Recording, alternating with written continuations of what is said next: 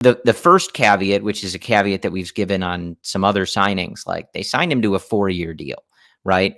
It's very early into a 4-year deal. There are plenty of contracts that the Cubs have had where you can go through the first month or so of that contract and it didn't look good, and eventually it looks pretty good, right? Yu Darvish was incredible for the Cubs toward the end of his contract. He was not John good Lester. at the beginning of his contract. John Lester didn't have a good April, right, Legend. to start his contract, and he's one of the best signings in Chicago Cubs history, right?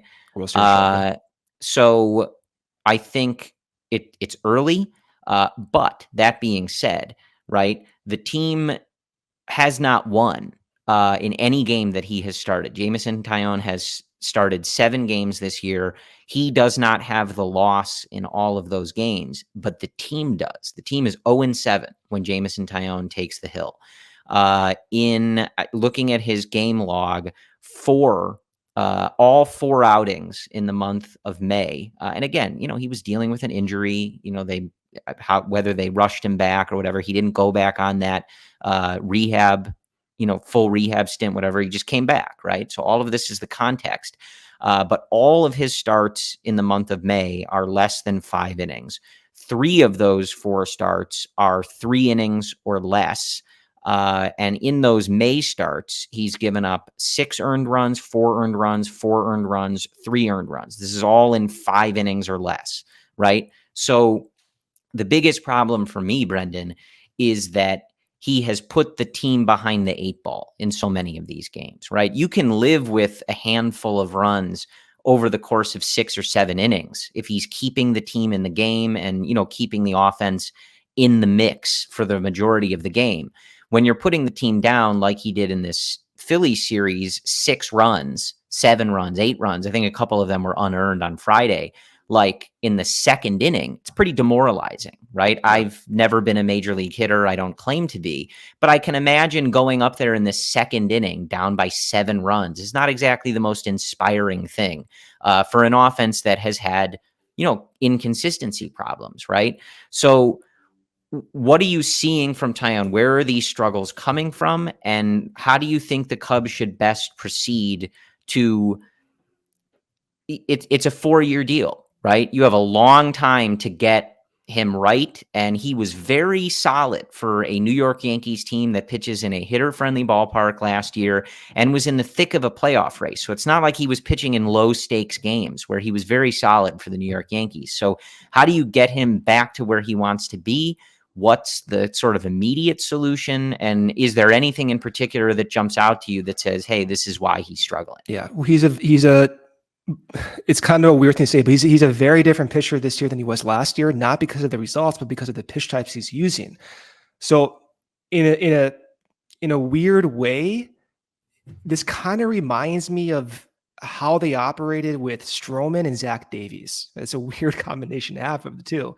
But what they did with Davies was change how he used his 2-seam fastball, where they had success going up and into right-handed batters with 2-seam fastballs. But Davies, the command with that pitch wasn't there. And he got shelled off the team within the year. Went to the Diamondbacks, had some success. Stroman, the idea was, hey, your 4-seam looks pretty good. Let's just switch your 2-seamer and 4-seam usage. And that didn't work for Stroman last year, went back to the sinker. For Taillon, it's been, let's add that sweeper. Let's change your slider. And as a result, what has happened is he's gone to a cutter for 30% of his pitches, whereas last year he had that cutter that he used only 10% of the time. That slider that he was using last year was used about 18% of the time. That slider's not really used. It's more of that sweepy looking pitch now. So last year with the Yankees, he relied on a slider, relied on a 4-seam fastball, sinker, changeup, curveball, had success, commanded very well, just didn't get the whiffs. Comes over to the Cubs, add in the sweeper. Now let's start throwing your hard cutter way more often, 3 times more than you're accustomed to. And let's see if that works. It hasn't worked. And then in particular, too, this is a weird thing. I don't really know why this is happening. But if you look at just his sinker command, thank you, Joey. If you're on the YouTube channel, you can see this. On the left, you can see his location of his sinker, which is basically down and in to the kneecaps of right-handed batters. He can also throw that towards their hips as well. Now, if you look at 2023, that sinker command has leaked over to the center of the plate. Those pitches, those sinkers, are costing him all the runs that we're seeing. It's not like the hanging curveballs that we saw with Schwarber getting shelled. That's a problem, yes, but the majority of the runs given up are coming because that sinker command is just not there. So then the idea is, okay, well, if you have the cutter being used 3 times more often, if you have this sweeping slider, which is looking pretty good, but still maybe not completely comfortable, what is that doing to his overall command, his overall mindset, his overall feel for the pitches he's been using for, the majority of his career? Maybe there's a cost, and the cost is you don't have that feel for your pitches that have given you the success. So sometimes when you try to add in new pitch types, it works. It's worked for a lot of different guys in the Cubs. Sometimes you have to dial it back and accept who you are. And it's worked for Stroman. It's worked for Justin Steele. And I wonder if we'll get to the point, it's not saying we're there, or it's not even implying that it has to happen, because his pitches have looked overall good. But I wonder if we'll get to the point where you do have to just dial it back a little bit and get Taillon back to the point where he was successful as a Yankee. And that might be shifting that pitch repertoire a little bit to what he used to use. Who knows? That's something to monitor. I have no idea.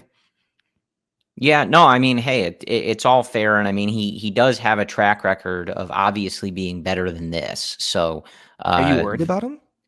no, but like I said, like you need him to be better than blow-ups that last 2 innings, right? The month of May has just been exceptionally rough.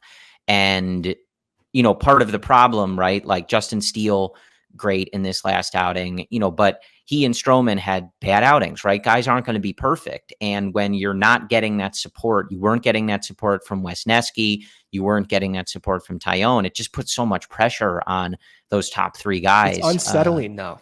I will say it's unsettling, right? Yeah, like it is. These are major changes, dude.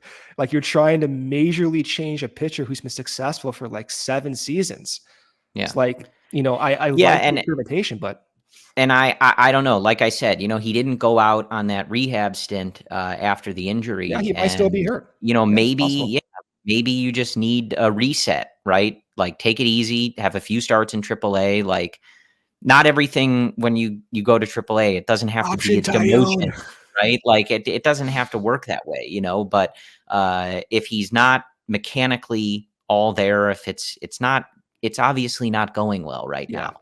And, that's kind of the larger point, is that this is something that you obviously need to fix for 2023, but you have him signed for 3 more seasons. This has to get on track. You want him to be a contributing member of this rotation for all 4 years of that contract, whether that's as a number 3 starter or a number 5 starter, it doesn't matter, right? You're paying the guy to do it. You need to figure it out. It doesn't have to get figured out tomorrow.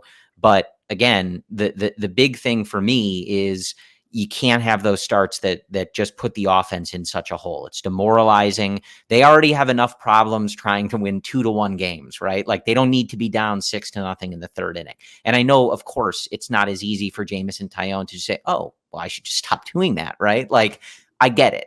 But that's where I start to talk about, hey, maybe it would be better to work through this in AAA rather than at the big league level, because right now the big league level can't afford it.